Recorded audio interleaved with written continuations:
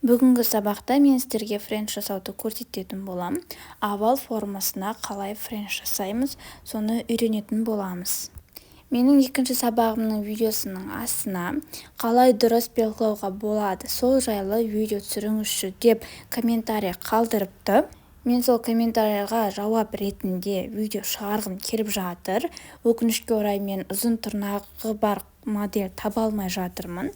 Егер де осы видеоны қарап отқандарыңыздың арасынан Орал қаласынан қыздар болатын болса, тырнақтарыңыз ұзын, бесняйте болса, осында описанияға өзімнің WhatsApp нөмірімді қалдырып кетем. Маған жазыңыздар, модель болғаныңыз келсе, бір жағынан ашығырақ курс жайлы, осы маникюр жайлы түсіндіретін боламын. Сондықтан модель болам деушілер жазуларыңызды сұраймын, егер де Орал қаласынан болса қыздар. Және де мен өзімнің соңғы видеомда онлайн курсым жайлы айтып өткен болатын, және описанияға телефон нөмірімді де қалдырған болатын. Сол бойынша маған қыздар жазып жатыр. Енді ол курста мен сіздерге не үйрететінімді осы видеода айтып өткім келіп отыр. Ол курста сіздер 3 сертификат алып шығасыздар. Бірінші, сіздер инстаграмды, блогерлікті үйренетін боласыздар. Яғни SMM-шік, SMM-мен қатар инстаблогерлікті мен полны үйретемін, инста жүргізуді. Және де маникюр, наращивание ногти мастер болып шығасыздар. Және де таргетолог болып шығасыздар. Таргетолог дегенімізде, таргетолог сіз маникюр курсын оқығаннан кейін өз-өзіңізге клиент тауып алу мүмкіндігі.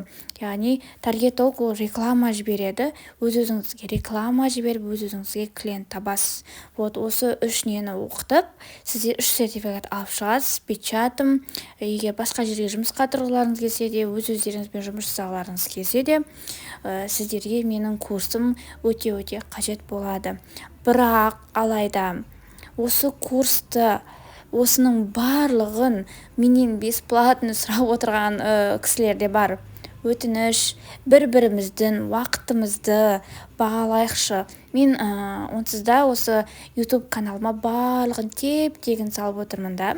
Ал кейбір главный, маңызды жерлерін уже курсыма қосып жатырмын. Сондықтан менен бесплатно сұрамаңыздар. Көп кісілер менен бесплатно сұрап отырады. YouTubeға бесплатно салып жатқасын, енді былай бесплатно үйрететін шығар деп ойлайтын шығар. Бірақ менің де уақытым бар, менің де көзім бар, менің де еңбегім бар. Менің еңбегімді бағалаймын деген қыздар ғана, оқушы қыздар ғана маған жазуларыңызды сұраймын. Енді өзіміздің сабағымызға оралайық. Қазір біз овал формасына френч жасап жатырмыз. Френч жасау үшін бізге жұқа кисті және де ақ гель-лак немесе ақ краска қажет болады. Егер де сіз новичок болсаңыз, ақ гель-лактан бастағаныңыз дұрыс болады. Кистіға ақ гель-лакты толтырып емес, жай ғана құттай мөлшерде кигізіп аласыздар да. Осы кутикулдың шетінен жаймен төменге қарай өту арқылы френч жасайтын боламыз.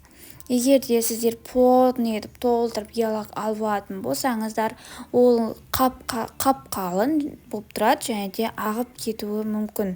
Сондықтан жұқа-жұқадан бастап осылай доңғалақтап жасайтын боламыз. Егер де сіз сурет салуға жақсы болсаңыз, сізде сразу әдемі болып шығады. Ал егер де суретке шамалы қолыңыз дірілдеп солай басталатын болса, кішкене сізге жұмыс жасау керек болады. Модельдермен қайта-қайта френч салып, осылай жұмыс жасау қажет болады. Бас жағында әрине френч бұл өте қиын болады. Кейін уже бұл сіздің любимый дизайныңызға айналатынына мен сенімдімін. Себебі көп мастерде сондай, даже менде де сондай. Басқа дизайннан гөрі осы дизайн тезірек жасауға болады осы дизайнды. Алдағы уақытта сіздер білмейтін көптеген жақсы дизайн түрлерін салатын боламын.